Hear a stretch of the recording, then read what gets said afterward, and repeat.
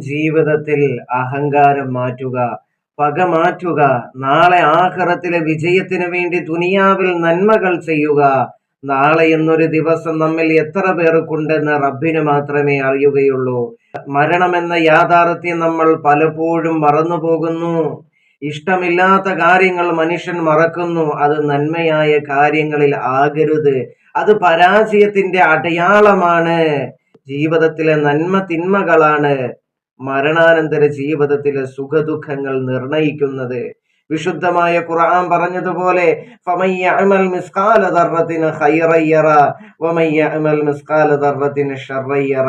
ഏതൊരുവൻ ഒരു അണിമണി തൂക്കം നന്മ ചെയ്തോ അത് അവനോടൊപ്പം ഉണ്ടാകും. ഏതൊരുവൻ തിന്മ ഒരു അണിമണി തൂക്കം ചെയ്തോ അതും അവനിൽ ഉണ്ടാകുമെന്ന് വിശുദ്ധമായ ഖുർആൻ.